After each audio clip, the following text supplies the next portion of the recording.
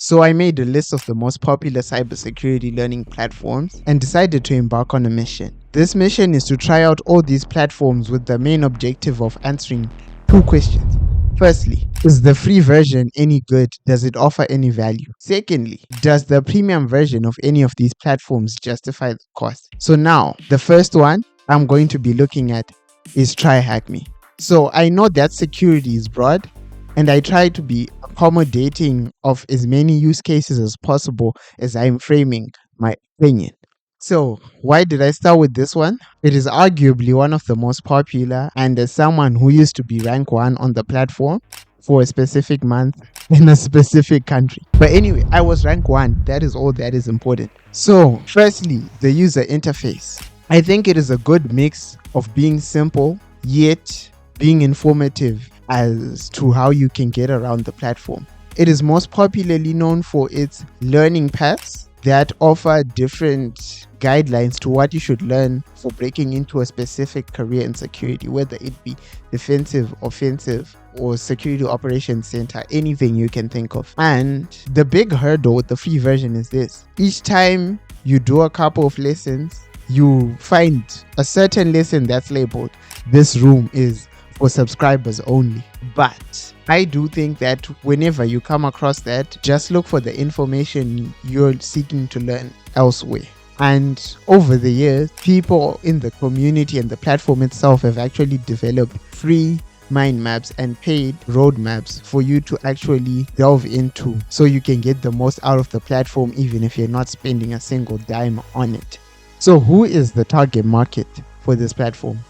I would say probably everyone, but mostly beginners, simply because the lessons are literally the pinnacle of your hand being held every step of the way. Each time you complete a task, it is greeted with an immediate dopamine boost or a form of immediate gratification through a flag for completing one specific task.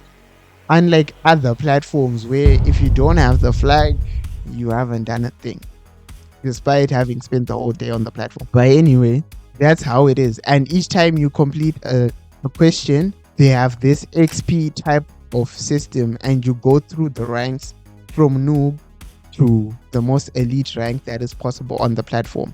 TryHackMe is also known for having very great giveaways. Every festive season, they have what we call the Advent of Cyber, where you are in a room and you answer questions from the first day until the end of the month.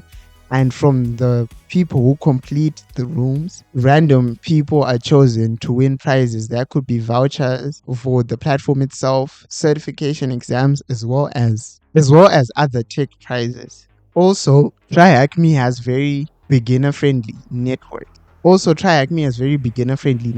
Where you get to work your way through sample networks that are either Active Directory based or most popular, the Wreath network, and you learn a lot of things along the way as you go through that network.